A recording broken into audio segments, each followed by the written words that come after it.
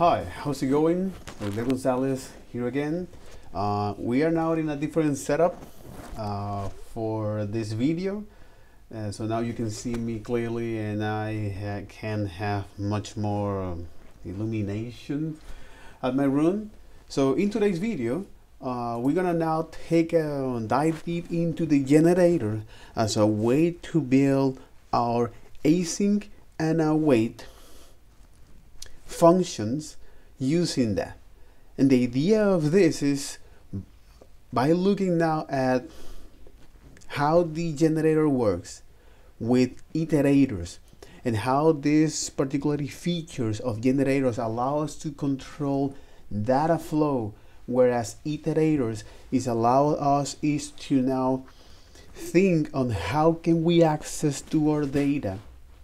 All right, and by looking at the async nature of the language prior to exist with callbacks and now with promises, we can make sense of what the async and await keyword is doing behind the scenes. So if we need to explain that to someone else, regardless their tech background, we can do that. And that's the entire reasons of this series of videos, as a way to describe how can I now pass through all of this process, how all of this mechanism works behind the scenes. And the goal of this video is to understand, well, how now the asynchronicity plays out here with JavaScript, understanding its iterators, generators, these features that now the ECMAScript designer provide to us as a way to make sense of the async and await. So, because now one of the important topics, especially if you need to talk to someone that is in the field, they're gonna tell you, for example here, Will Sentence, which is the CEO of CodeSmith, the software engineering, machine learning engineering residency headquarters in New York and California. Based on his experience working with several companies, as well as creating a web real-time communications applications back then, before WebRTC were a thing, is now what now companies, and you can look at to yourself, are looking for candidates as a way to now make yourself someone that is on demand, someone that is valuable for them, for the company, as well as for you, by looking at the analytical skills, improving that. It's like, how is your thinking process, your technical communications? Can I implement your approach based on your explanations, as well as the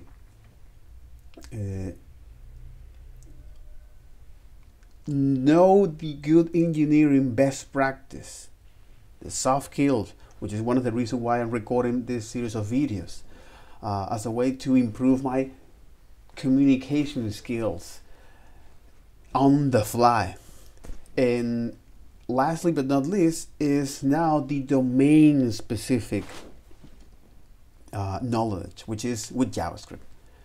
So we're gonna make a quick recap over the core structure here, which is the introduction, the synchronous JavaScript promise, iterators, to finally reach to generators and see how all of these different pieces joins together to allow us to now work with the async and async keyword in now building our modern applications in JavaScript to deal asynchronicity in a way that look like we are writing is synchronous code.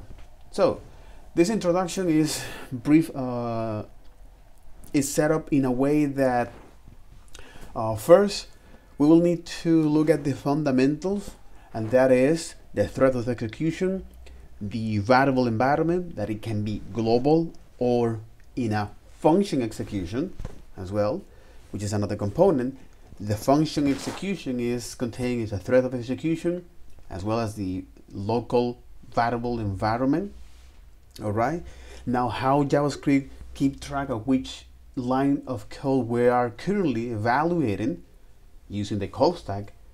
And now these nice little bonus features that the language provides as a way to persist the state when we are returning a function with closures, which is now allows us to access to the variables that are outside of the outer scope from the inner or to the inner scope.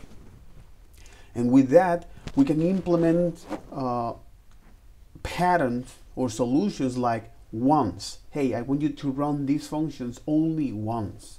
So for example, if you're building a player or let's say a game, in the congratulations, you just want us to show that once, you can actually follow that particular pattern. The other is memorize, which is a computer software technique to improve computation time, meaning that because we have now is, for example, let's say the table, if you want to know the result of 9 times 9, okay? So that's 81, but you spend time to calculate that. But if you want to know that again, by passing this input 9 times 9 to the functions, instead of actually compute that, you store the previous results and then you return that. And that's something important, especially as a way to remember or store the value based on a previous computation. Memorization. That's very interesting. So then we look at, well, how now JavaScript plays out with the async nature of writing this modern application. So how can we defer tasks that will take some time to complete, that will take some time in the future to be completed? Okay, so by writing now this functions, okay, that allow us is, or by now interacting with this such function, which is the timers, and in the context of the browser, we have now here is the timers set timeout, and in the context of the node we have is the set timeout as well, timers. But both of them, their inner mechanism, because after all you pass is callback function, their inner mechanism is slightly different. In the context of browser, you have now is something called as the callback queue, where when the browser features, for example, like the timer, when that time has passed to evaluate, they're going to add that to the callback queue. And then the mechanism responsible to pass that callback queue or that function to the JavaScript world is the event loop. So the event loop is going to evaluate the callback as long as the call stack is empty. And you do that over and over and over and over and over. So this is the basic structure of how we can handle asynchronicity previously in ES6, okay? And now with promise, which is after all is an object that represents the eventual completion of a async task that will take some time to complete, it now exposes the state that initially, which is an object, which initially is pending, and then two another steps like rejected or fulfillment, as well as the value. So for example, when we wrap asynchronous tasks like set timeout or the fetch functions, we can now delegate that to the browser, and when that has been resolved, okay, we can now call this function called resolve as a way to now stack that or add it to a mechanism called microtask queue as a way to now keep track of all of this function that needs to be executed for JavaScript, and it is the event loop that is going to evaluate that. So this microtask queue has higher priority than the callback queue, and it's going to do the same. The event loop going to evaluate if the call stack is empty. If it is, then it's going to grab all of the elements from the microtask until exhaustion. And there is a caveat here, because you can keep adding microtasks to the task as you are continuous to returning promise and promise and promise and promise, or if you continue to use some functions that works with the queue, with the microtask queue, okay, and you will never reach to the callback. So this is a caveat. And the reason of the JavaScript designers to come up with this promise object that representing is the eventual completion of a future task, okay, is that before that we have something called the callback hell. And the callback hell, or the pyramid of doom, is a way of how now you define using timers as a way to wait for a particular task to complete, and if you depend that, then call that async functions, and if you need to those data, both of those data depend on that another async operations, you have to create another callback, and so on and so forth. So this is something that you're going to see a lot in backend code, okay, and that's one of the reasons why the ECMAScript designer came up with this idea and this mechanism. So even though that this actually is fairly common, because now we can put all of our promise, instead of putting into a pyramid, we can put all of our promise or all of this asynchronous tasks that depends on previous one, all right, at one level with the dot then. And what we're doing on the dot then is to subscribing or adding is a function or a callback that will run when we resolve the problem, the promise here. And the catch is when we go now to return that, or we want to run this callback when the promise was rejected, when something runs there. So now that we look at this, and even though that our code doesn't look like synchronous, okay, because we have now all of this promise.then, and also if you want to, for example, perform several computation or async tests with the promise.all, okay, it allows you to now run all of these promises that will depend on each other, and it will wait for all. It will wait for all fulfilled or the first rejected. The problem with this is that we don't know which one of them failed unless we specify inside of our code. But we don't have a particular format to actually make sure that we can get all of this. Do we know which one of those promises actually fail? In which order, in which in this collection, in this iterable, we don't know which one of them failed. We just know that the first one failed.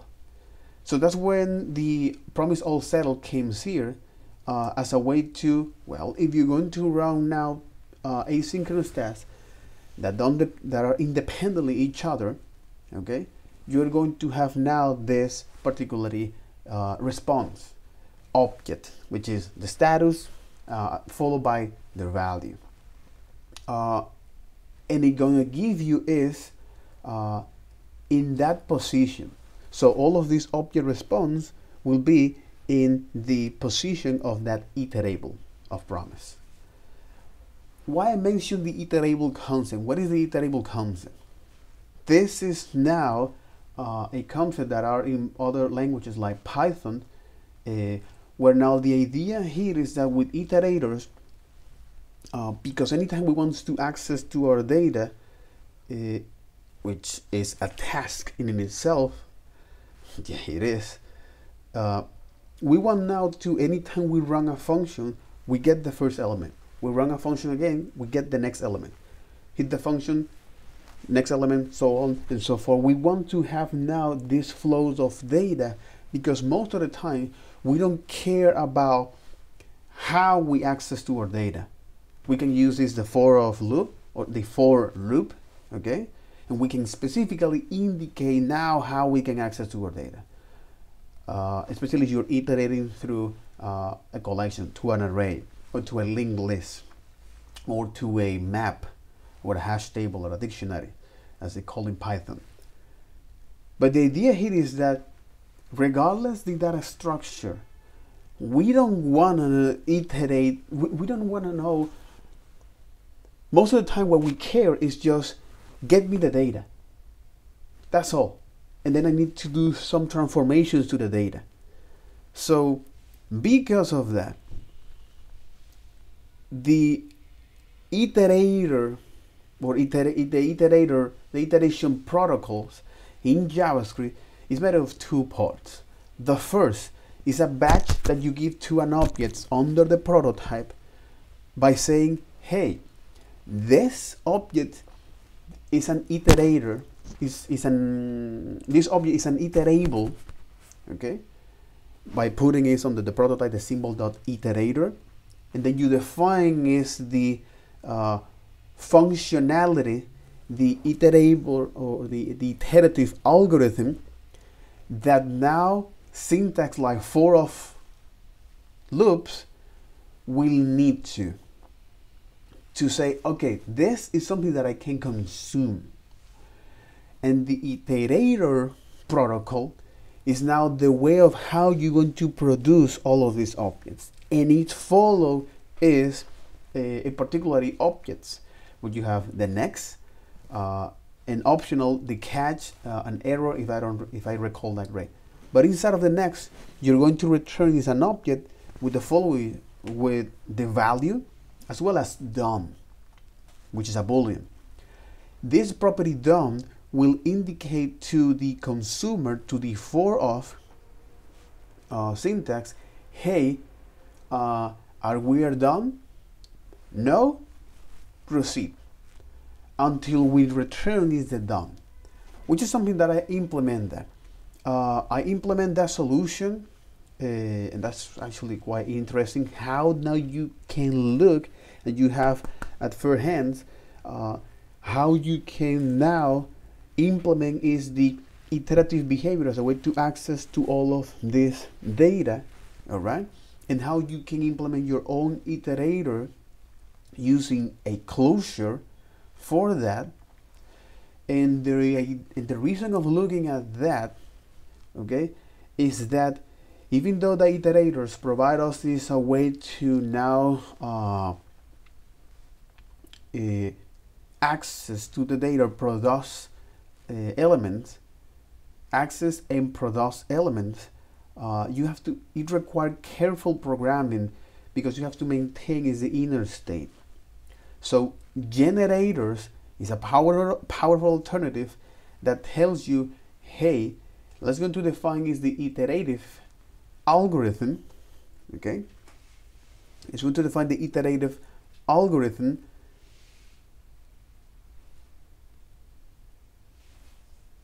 in which you're going to write a function. Yeah, that's going to define is an iterative algorithm by writing a function whose executions is not continuous. So the generator, when you use the function stash generator, the generator, by the way, this is a function that now it generate is initially so the way of how you define generator is by this, okay? The function, what function asterisk this. So here is you're telling to the JavaScript, hey, we're going to create this a generator, okay, which is great, okay. And we say is our generator, generator. All right. We can initially define some arguments if you want to, okay.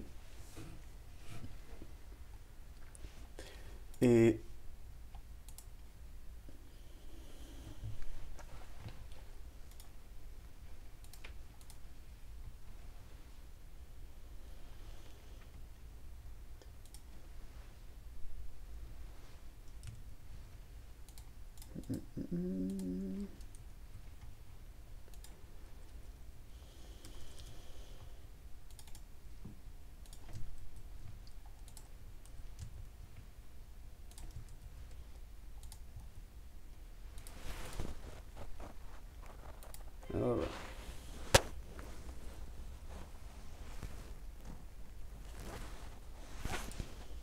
Return next element, a special object. Okay. So we can define is some data that we want to get here, okay, initially. But for our case, you're gonna just is define is now this particular thing, which is first let's go to now define is num, which is 10, okay.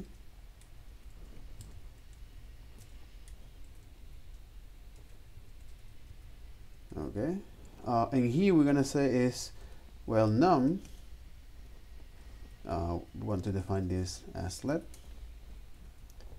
and here we're gonna see yield. All right, yield is num.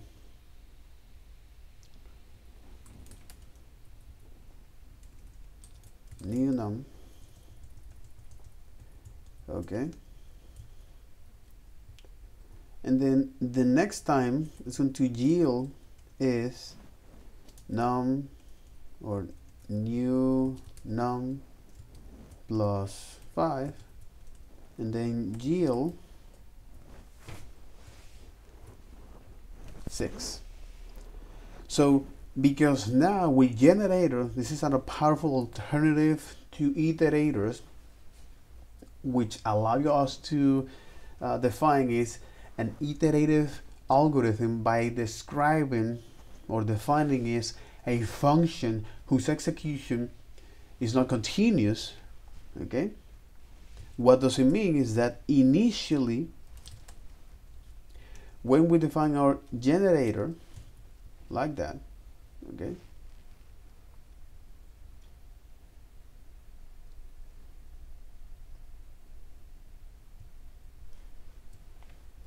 when we define is our generator, generate, okay, and here we say is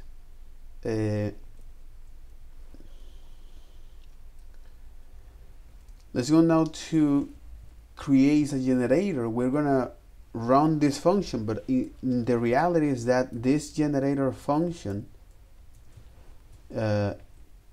here what we're doing is that when JavaScript evaluate this function's generator, it say, hey, I'm going to create a special type of iterator, a generator object for that, which is generator object here,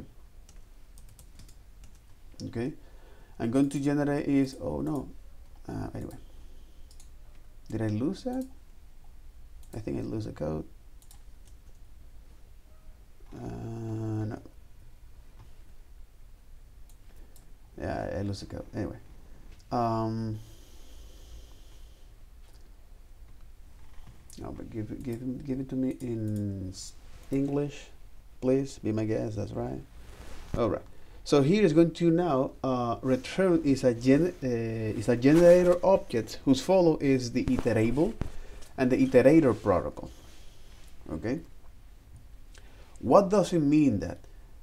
Is that because this generator object, okay, its follow is this instance property. This is the instance property.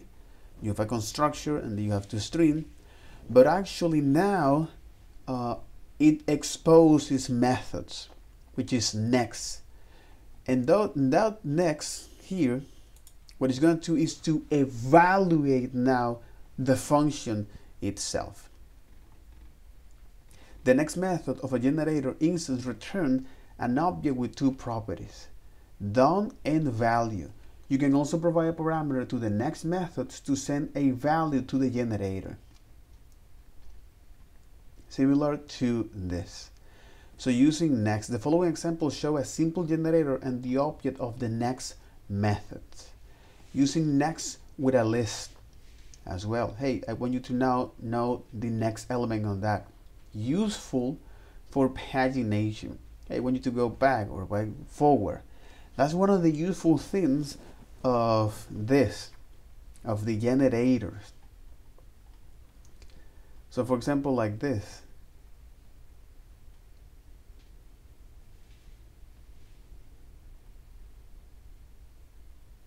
So get me its element by a particular order of this. Sending values to a generator is by like doing this. You can also send values to that.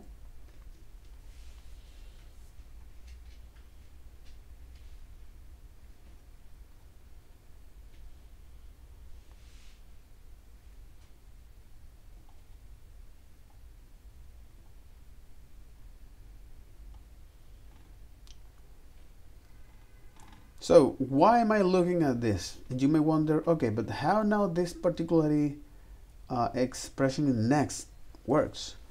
Let's go now to the spec here. So by looking at the generator here,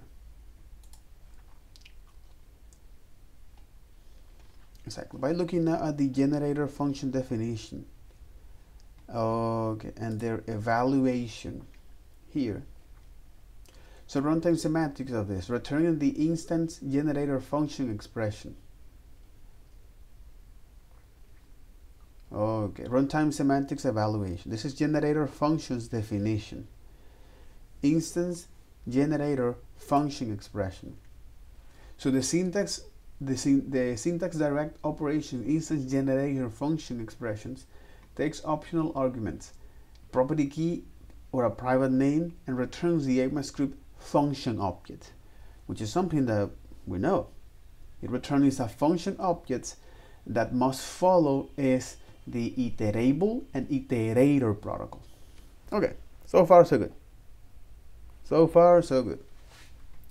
So this is the generator expression. Okay, functions like this.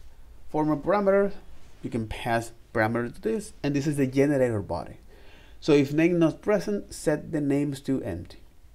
Let the environment, let env be the lexical environment of the running context. It is defined piece word over the following body. Private n be the running execution context. Okay, so you are creating now a private execution context. Okay. Source text be the source text match by the generator expression. Source text match. By the generator expression yield. Let closure be ordinary function create. So you are now creating is a closure here. Ordinary function create here. Generator function prototype, source text, formal parameter, generator body, and non-lexical this, end and private.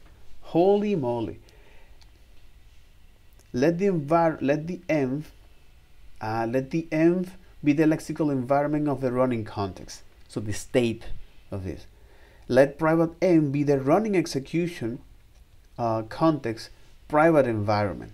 So you are not holding is the state, which is the lexical environment, but also you're holding is the threat of execution. All right, or the running execution context in this case. Let the source text be the source text match by generator expression. All right, and also is storing is the generator expression, which is this. So you're storing is that as a source text. Holy moly. Let closures be ordinary functions create. Here. Generator function prototype. Okay, so now let's go to create a closure. Interesting. Ordinary function create. Okay. So you're creating is so you're running is the ordinary function create function prototype. After all functions is this combo object functions that contain is the ability to run the ability to be executed, and also the prototype here. Exactly. And the prototype is these objects that allow us to define is the functionality that can be reused across all other objects through the prototype change. The source text, okay, parameter list, the body, the this mode. All right, so what is the value of this will reference to? The env and the private end. Ordinary function create. But this is also something that happened behind the scenes.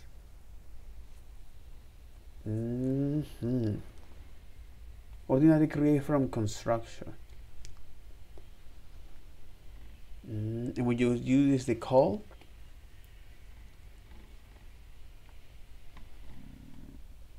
running semantic evaluation body. Ordinary call bind this.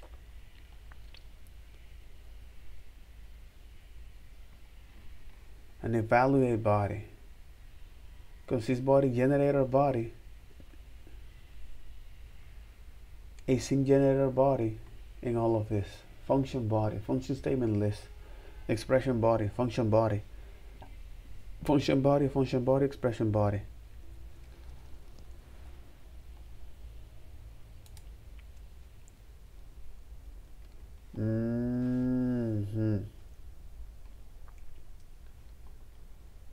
When we are on generator, it say return this, evaluate generator body. Runtime semantics, evaluate generator body, instantiate generator functions object.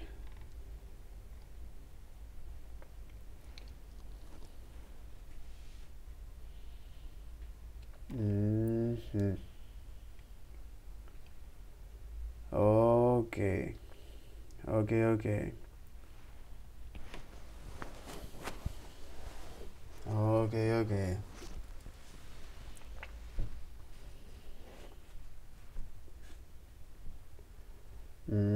Generator expressions, functions,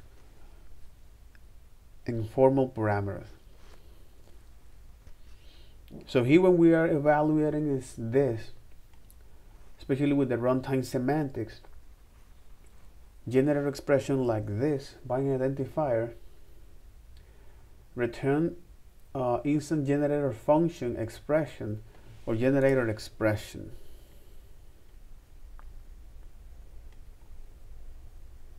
And the instance generator expression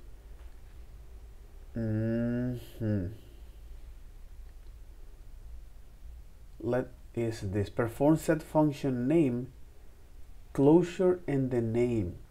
Let the prototype be ordinary object create generator function prototype property. Perform define property or throw closure prototype, property description, and return a closure.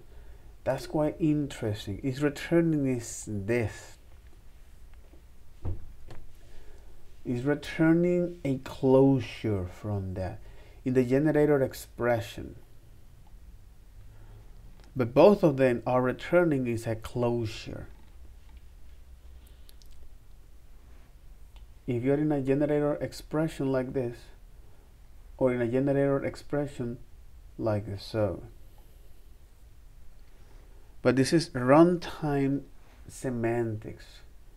What it's doing behind the scenes is creating is a closure.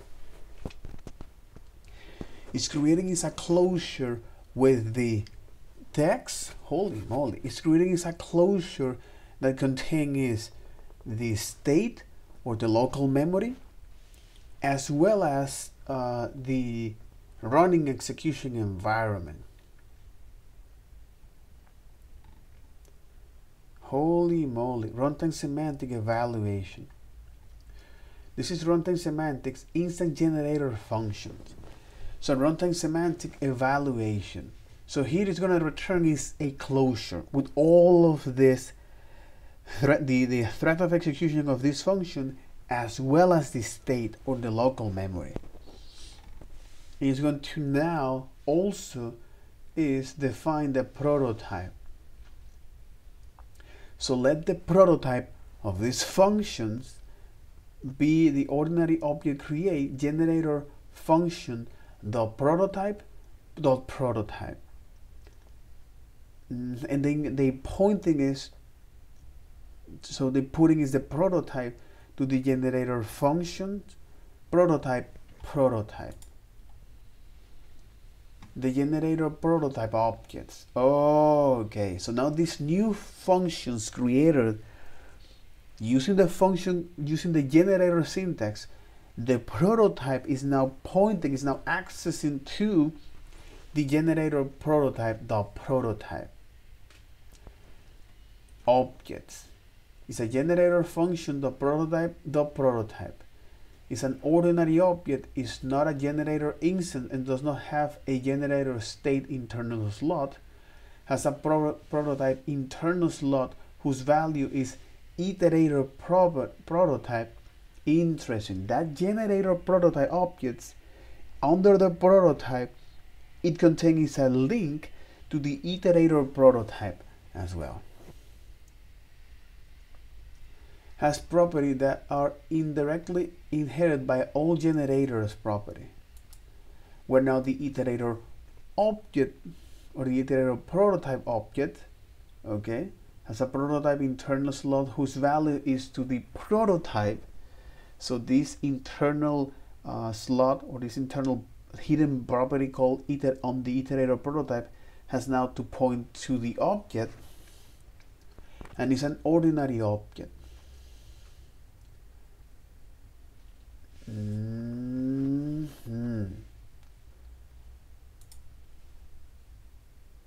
Where now this object has an extensible internal slot whose value is true, has internal method defined for ordinary objects, except for set prototype of, and has a prototype internal slot whose value is null.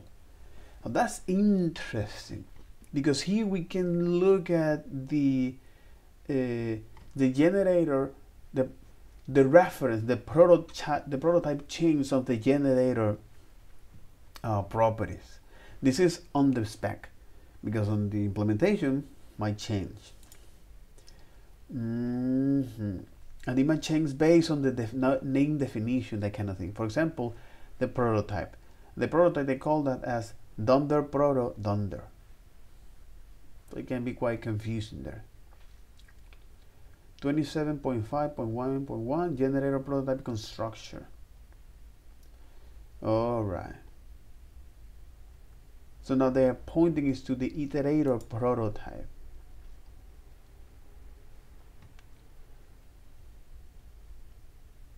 Common iteration interfaces, iterator prototype.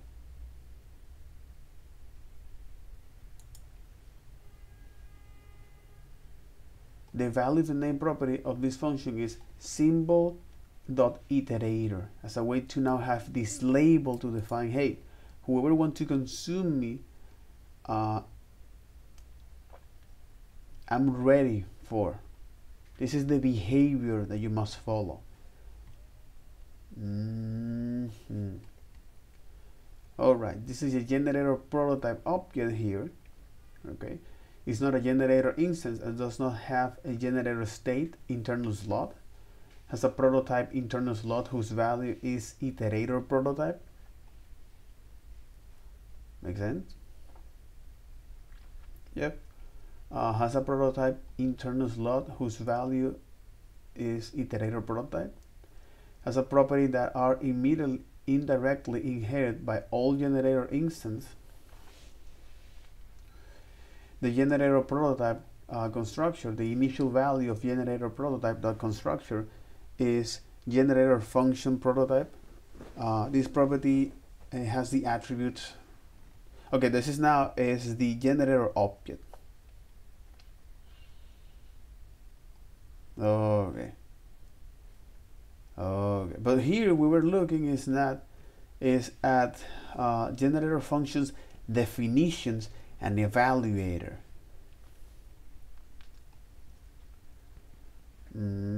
It creates a closure of that function. Runtime semantic evaluation. Evaluate generator body.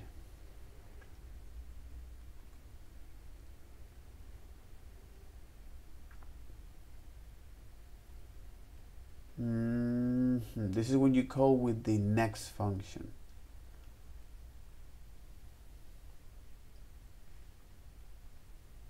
A throw completion or a return completion. It is defined by piecewise over the following productions: generator body and function body. Runtime semantics instantiate generator function object.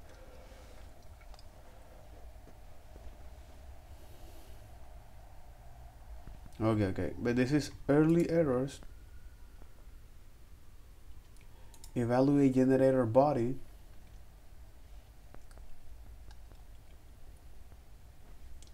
Instantiate generator function object.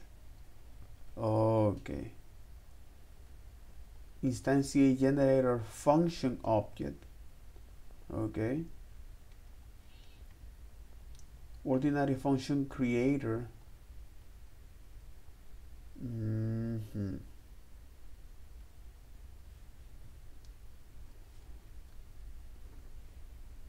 The syntax directory operator takes okay. This is the evaluate generator body, instantiate generator function object, instantiate generator function expression. Okay, runtime semantic, evaluate generator body. Evaluate generator body takes argument function object and ECMAScript functions objects, an argument list, a list of ECMAScript language value, and returns a throw completion or a return completion. It is defined generator and function body. It performs function declaration instantiation. Let G be ordinary create from constructor. Let G generator brand to be empty. Perform generator star.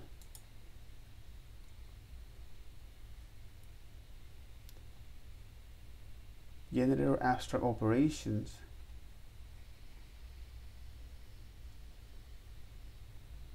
The abstract, okay, generator star. The abstract operation generator stars takes an argument generator and the generator body, a function body, parse node, or an abstract closure with no parameter, or an abstract closure with no parameters, and return use. It performs the following step when called.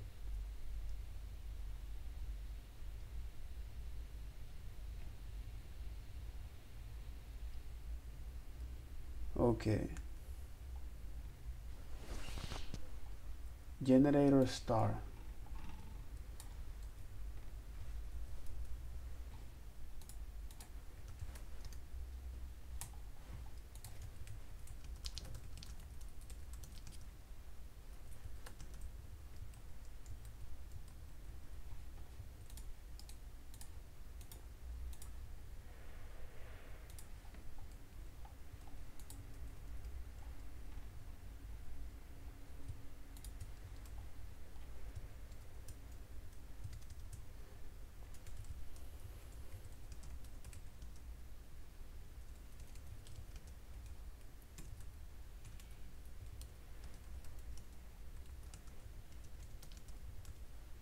Okay.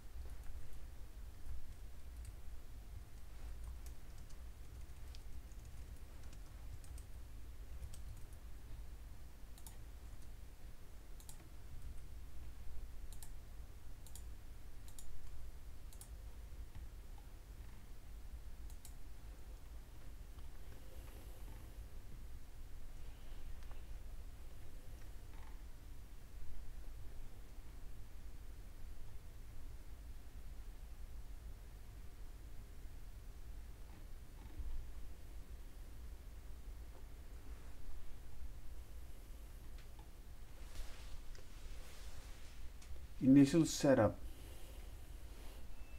Get ready. Get the current situation and link it to a generator. Prepare work.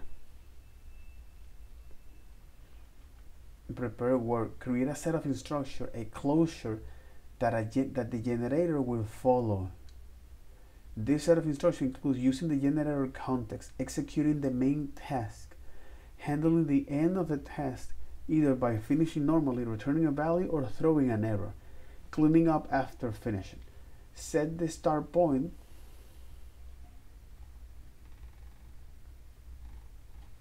Set the start point. Make it so that when we start the generator, it follow. Yeah, make it so that when we start the generator, it follow the preparing instruction. Link context. Attach the current situation to the generator.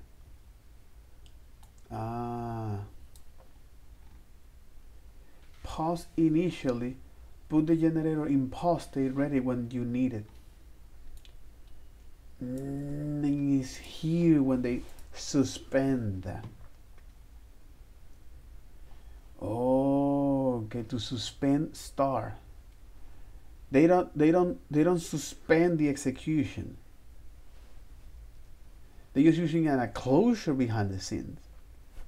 Okay, they're just using a closure behind the scenes.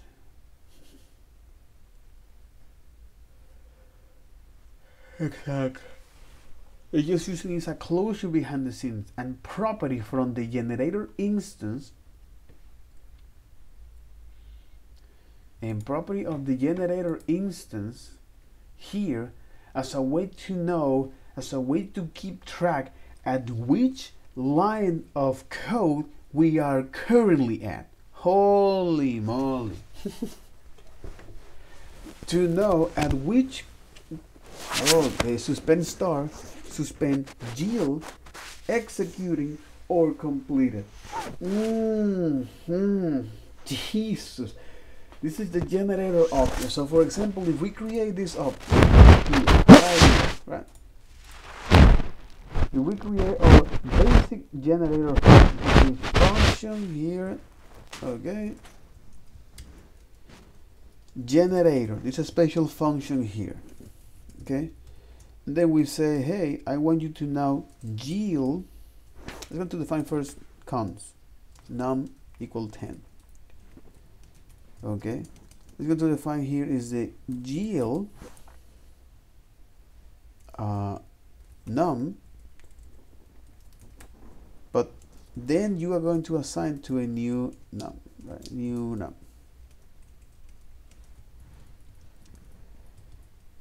Then you want to yield is new num plus 5, and then you're going to yield is 6.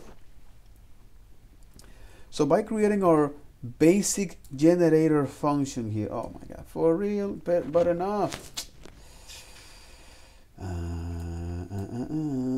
Okay. So by defining is our, oh my god, by defining is our generator here. Okay.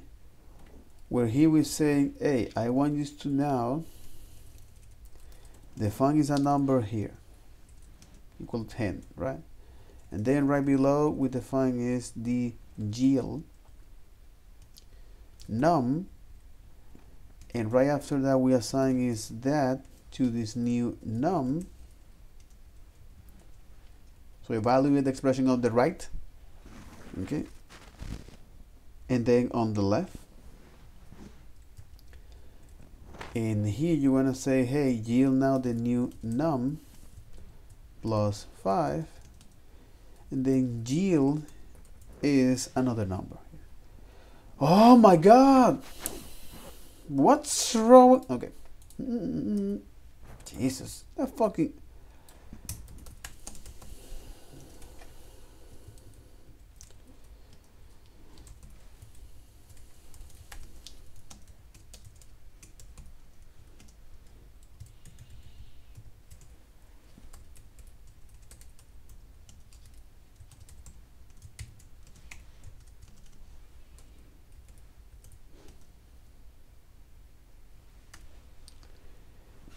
Okay, so what is doing behind the scenes is to generate here a special type of iterator called generator.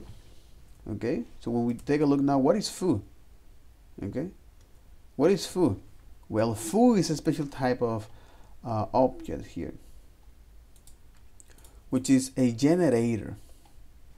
You know, is a generator where now these generators, their instance, the generator objects, okay, containing is this generator state, generator content, and generator brand. But in our case, okay,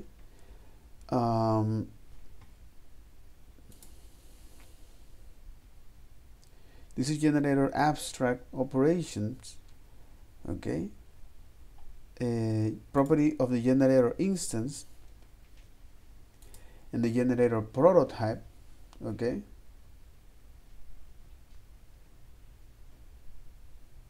So the prototype here, it has a constructor. This is the shape of this object that lives inside of the generator prototype. The generator prototype object is a generator function. The prototype is an ordinary object. It's not a generator instance and does not have a generator state. It's a special type of the iterator prototype. It can have access to the iterator prototype, okay, and has all properties that are indirectly inherited by all generator instance, which is a constructor, which is the next, return, throw, and toString. And this is the property of the generator instance, which is interesting because here, as you can see, under the prototype or under the link prototype, in fact is this, under the prototype, okay, we got a reference to, okay, this prototype property here, which is a constructor, next, return, and throw, as well as that this must have a reference to the instance iterator, as you can see here, the symbol.iterator, where now this has a reference to the object built in that now has a reference to point null. Oh, this is now describing is, okay,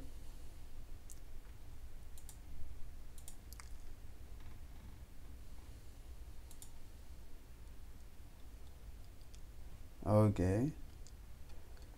So now is a prototype reference, okay, which has now a reference to the generator.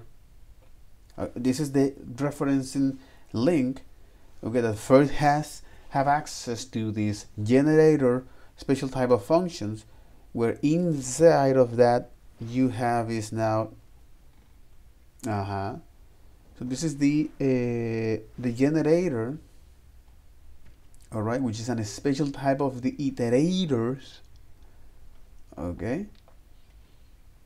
And this iterator has a reference to the object itself, which now this object prototype points to the object itself, that it points to null. So this is the prototype change in action. All right, okay.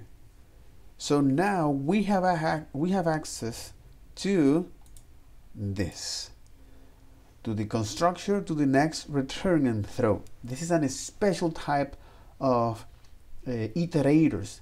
And remember, iterators, or the iterative protocol, is now that we have this convention, the standard way, as a way to have access or produce, as a way to have access to a collection of value, which is most of the time the thing that we do, especially as a software developers.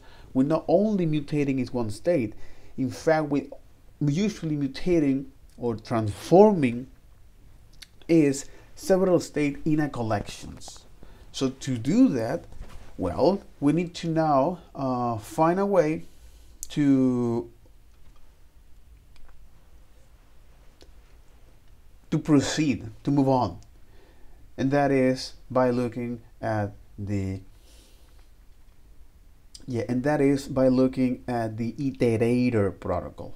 So you have the iterable, which is a label that you put on the prototype on that object as a way to indicate that this is now an iterable, okay, that whoever is going to consume me, I must follow this behavior. So in other words, the iterable protocol,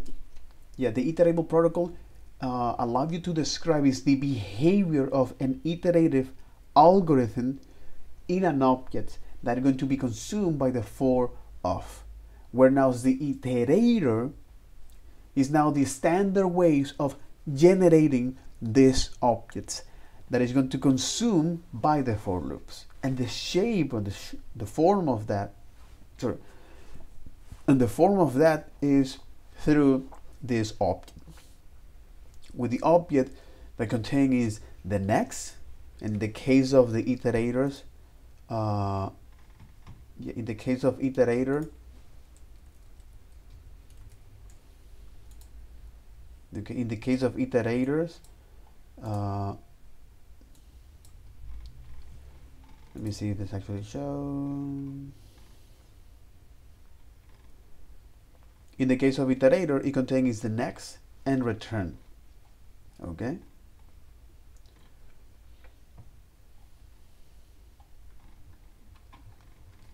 Iterator protocol, exactly. So in the case of the iterator, like this, it contains the next, okay, as well as the return and throw.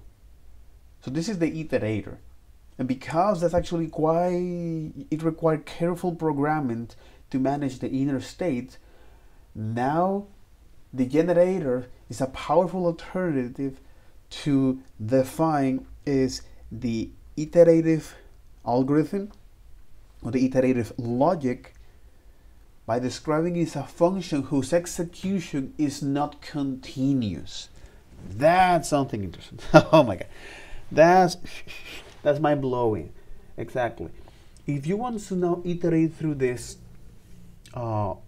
collections, okay, I'm going to provide, the language say, I'm going to provide you a functionality that allows you to now define is an iterative logic using this function whose execution is not continuous.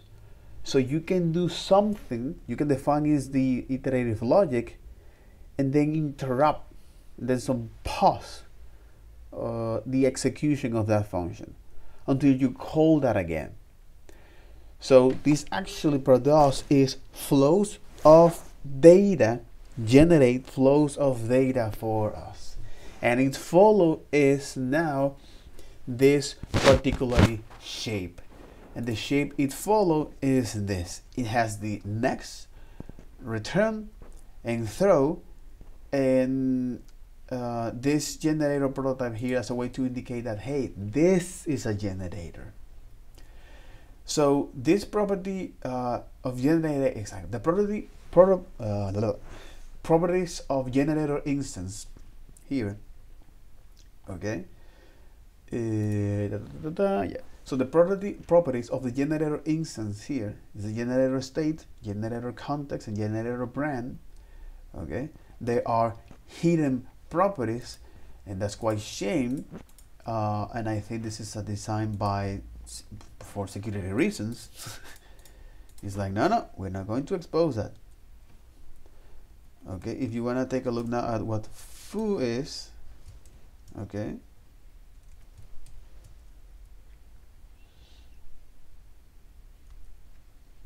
is produce this generator object.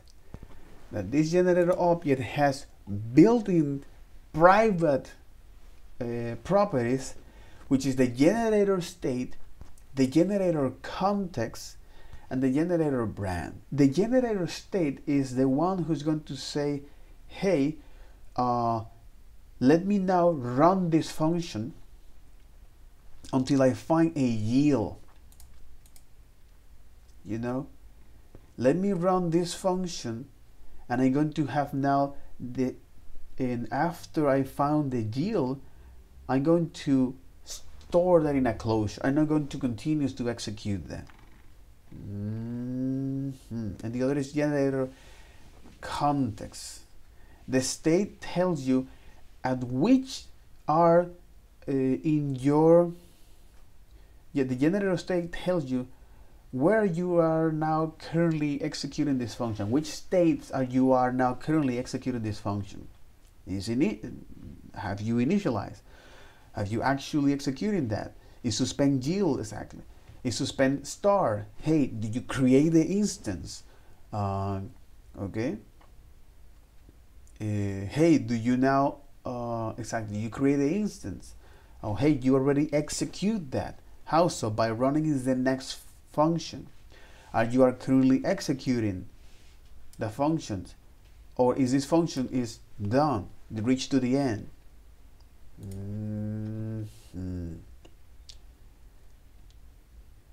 Generator abstract operation, generator start, validate, resuming, all of that. And it is quite interesting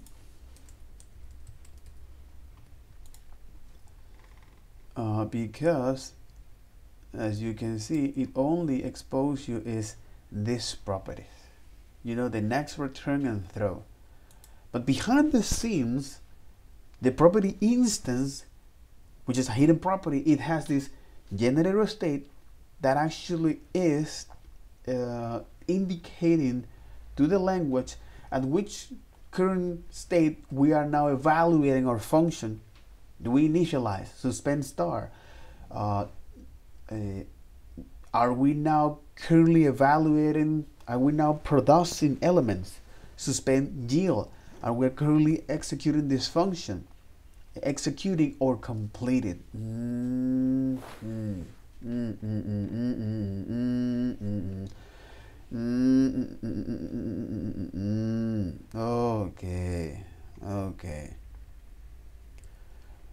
Okay.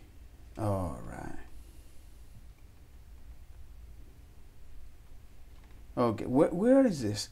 Okay, ECMAScript language, functions and classes. And the evaluations. Okay. Okay. Okay, language functions and classes. Oh. method definition, generator of function, async, class definitions. Oh my god, evaluation. Perform bind class declaration value of this class. Oh my god. Okay.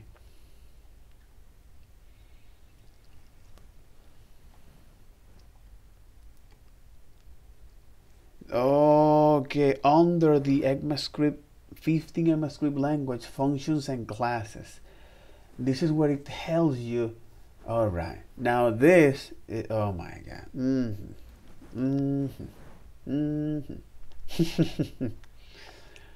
Okay, all right. ECMAScript language statements and declaration. And this is now telling you how these things work. ECMAScript language expressions, identifiers, exactly, identify reference, yield and await, or identifier, identify name, but not reserved word. Oh my god, yeah, I'm going to become a proficient with JavaScript. Yep.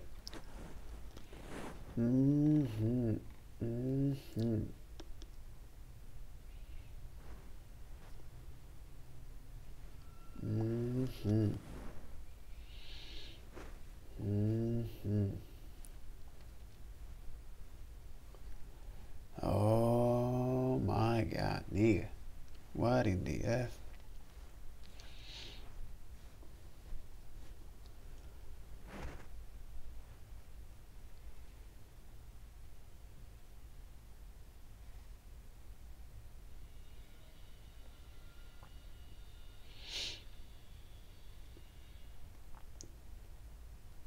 Implements, interface, lets, package, private, protect, public, static, and GL.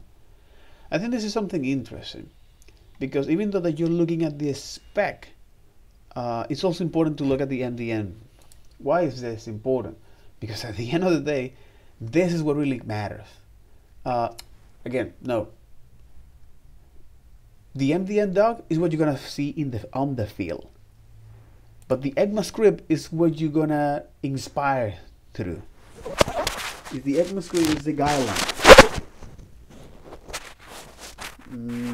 Well, after all, it's a standard, right?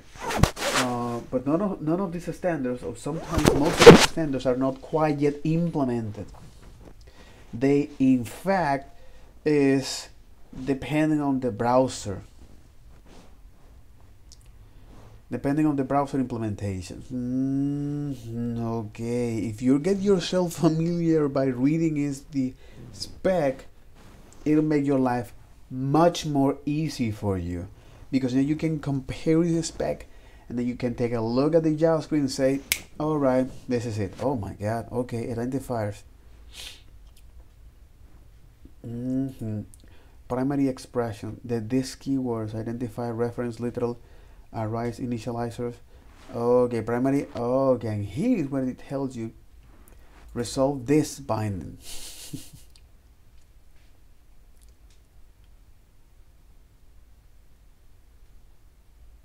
Exactly. It determines the binding of the keyword this using the lexical environment of the running execution environment. It performs the following step when called. Let mrec get this environment.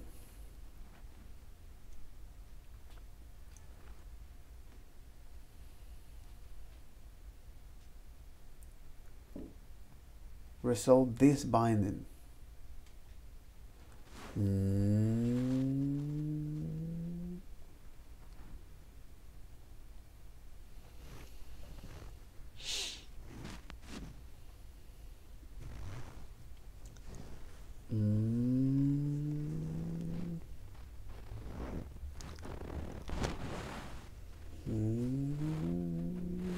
That's quite interesting.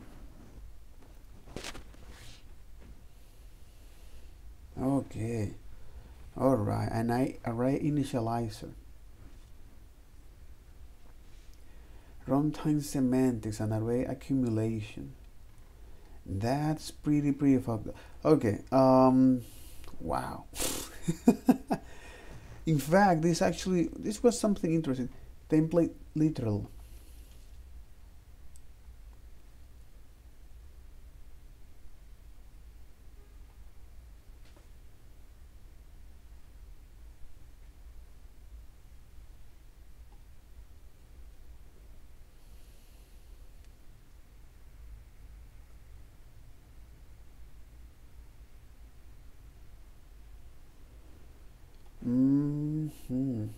Regular expression literal.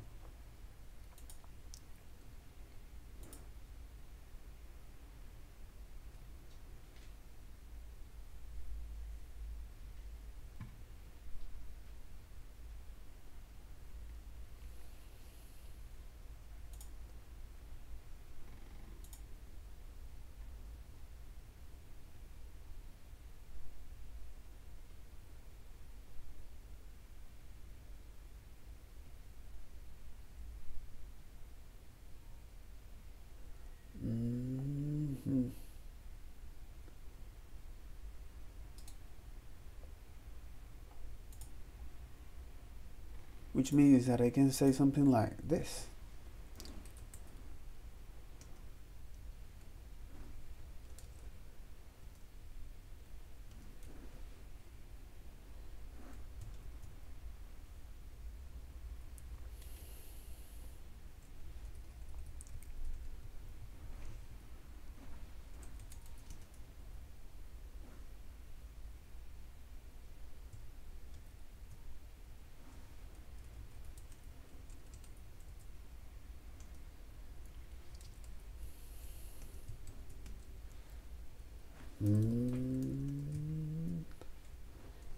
That's one of the reasons why they're actually doing is this.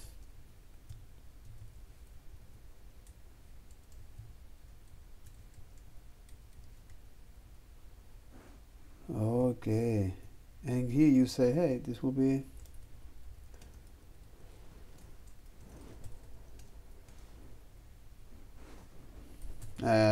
the bar and foo are just it's quite interesting to know more about where the bar and foo actually came from. I must assume that it has to be something related to any computer science software that say, hey, you know what,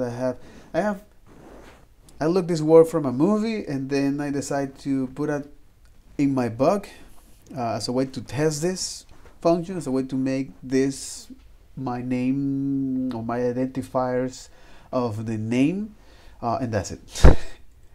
And now we are inheriting this particular way of doing things. Okay, so cons and bar. Okay, so when we are going to now run this, it's going to do this, right?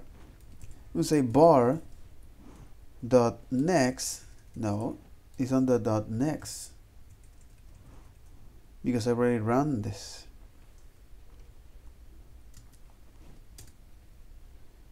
And this must contain under the prototype is the next function. That's correct. So just must be access to that. But it's funny because it's not recommended. Interesting. It's next. Because a bar is not a function.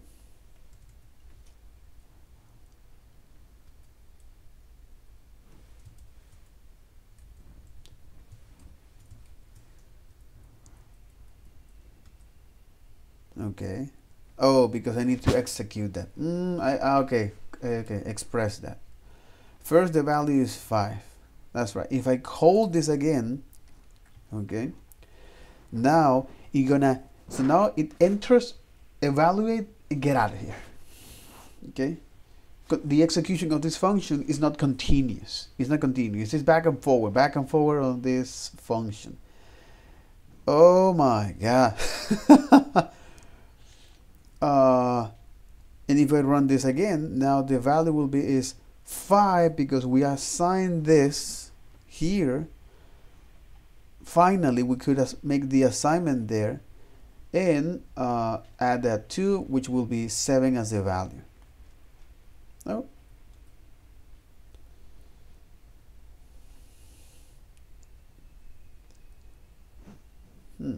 Oh, it's like, wait, what?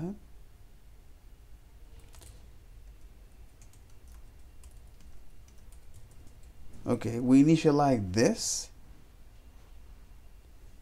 Okay, because we are actually calling is this new instance, is this new instance, is this new instance. If you say foo.next, okay, and you say not a number because we didn't assign that properly.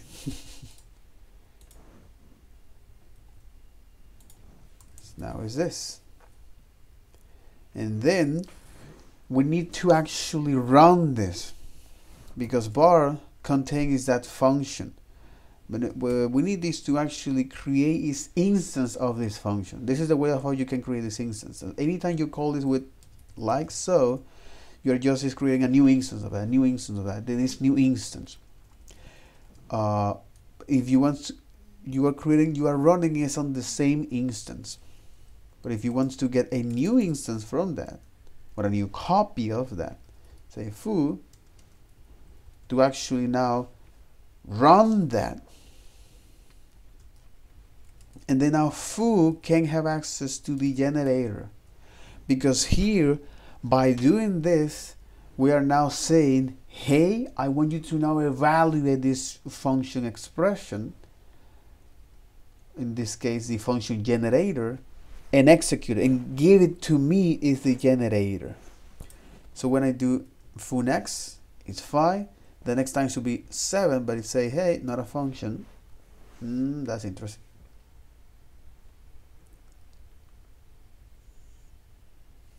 Not a number. It yield 5. Oh, but this value is not assigned to num. And then you hit down. Quite interesting. Because it returned that, but it assigned that to.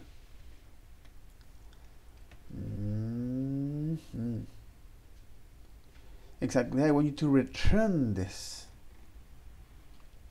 Or I want you to generate this. I want you to yield this. Okay.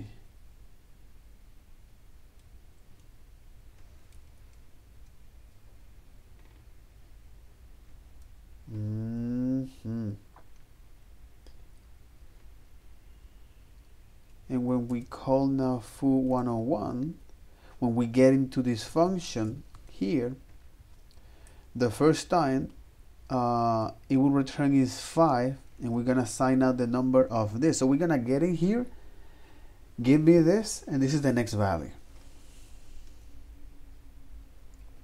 Now we are assigning is the next time when we run that, the value of this will be, which will be the input of that, or I'm assuming that, which will be the input of that, and that'll be 7, not a number. That's quite interesting.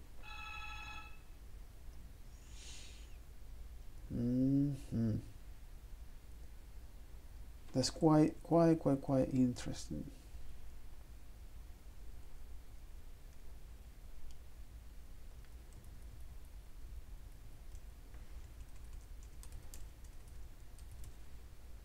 Oh, because exactly we are reassigning that, and we shouldn't do that. Okay.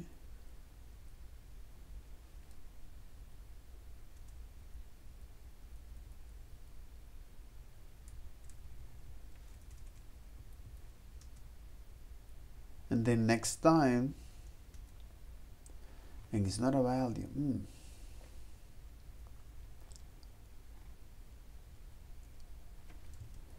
That's quite interesting. With the next property on it, a method is your return control of how to return back into a function execution context. For the first time. That's quite interesting. That's very interesting. Okay. Okay.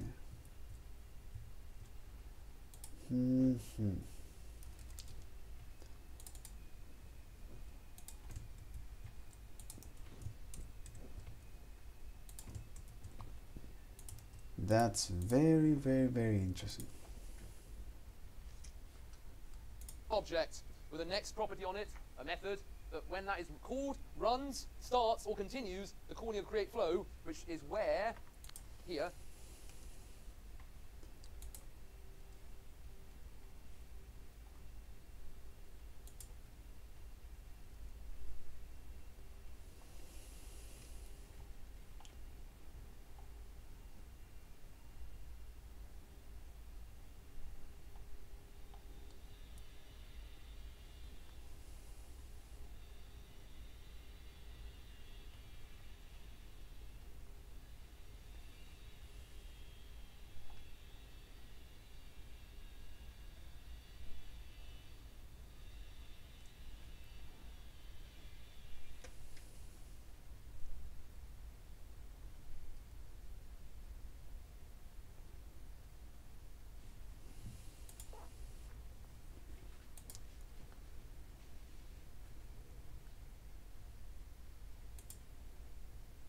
Okay. all right, return next element. Okay, there we go. Let me see if this code actually works as expected.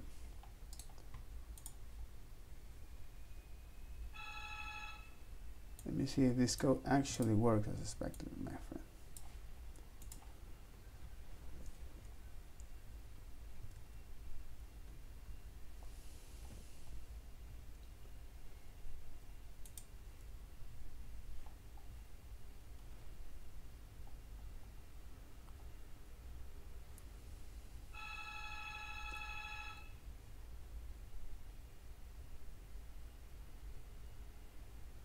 Let me see if this code actually works as expected. Which is this?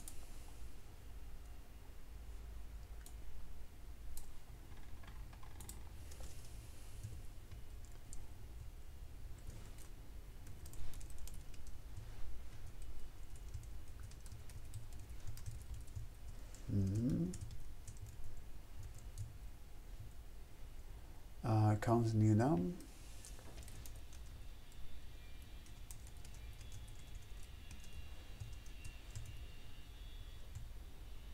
Counts new num.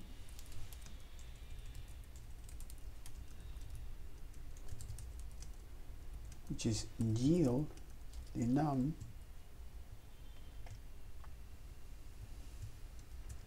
and then yield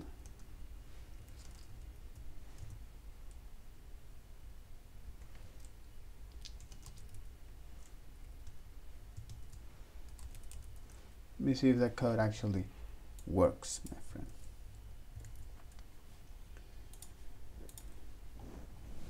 Okay.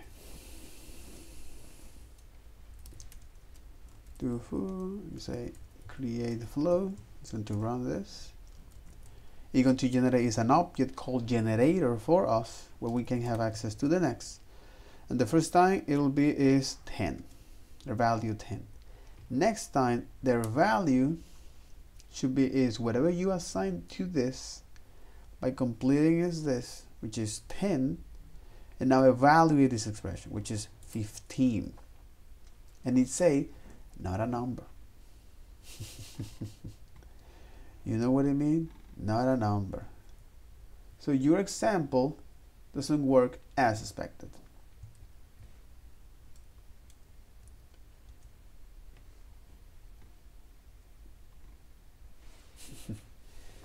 Your example doesn't work as expected.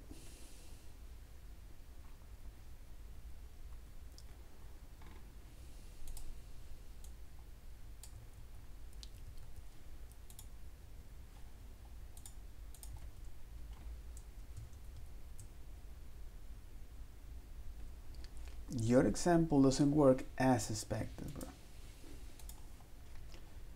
That's quite interesting.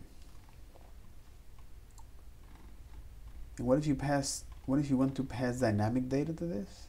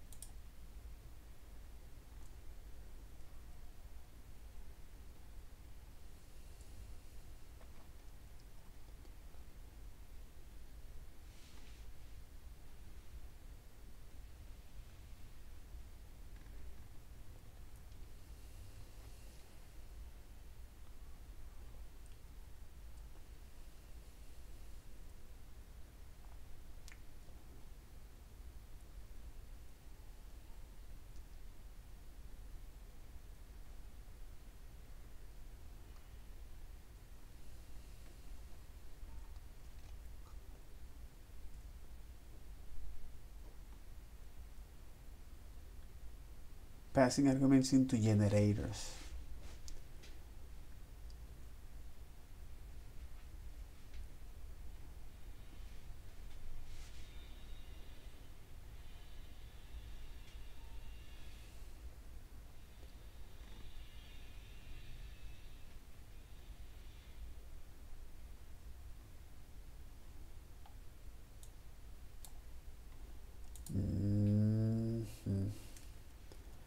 Exactly. If you're passing arguments to the generator,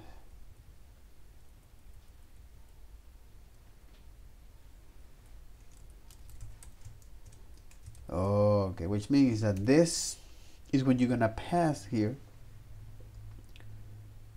and the first time you're going to yield is that, but this will be the value that you're gonna use for the new num. And when we yield that, the next time it'll be 5, okay, which is now the input here, 5 plus 5, which will be 10.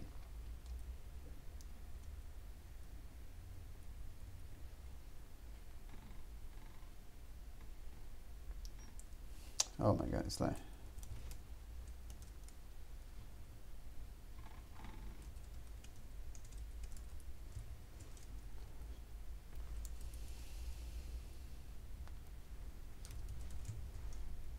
well, no, the first time it will be is 10, the next time will be is not a value. This is interesting to me, not a number.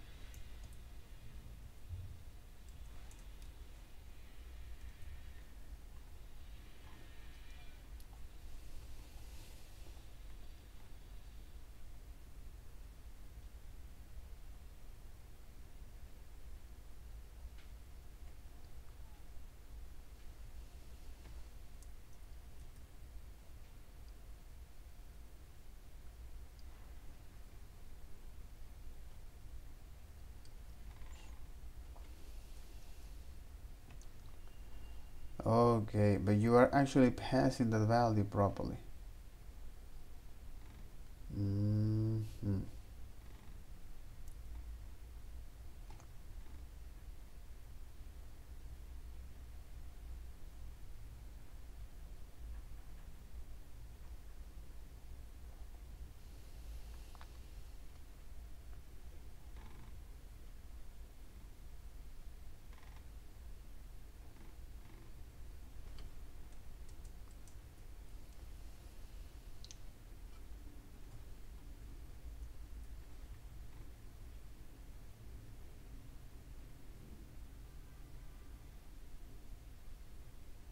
It's like it's doing two evaluation here.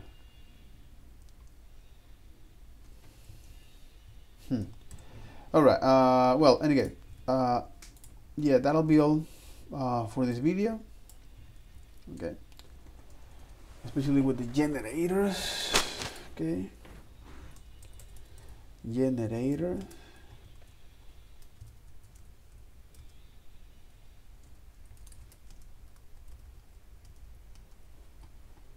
With the create flow. And then call foo dot next.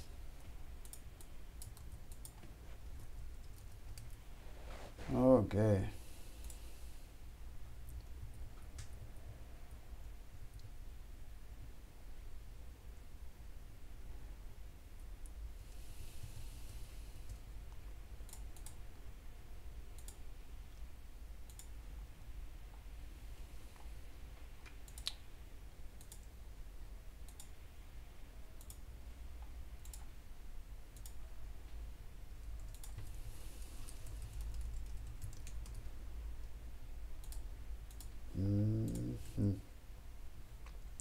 Well, that'll be all for this video. Take care. Bye bye.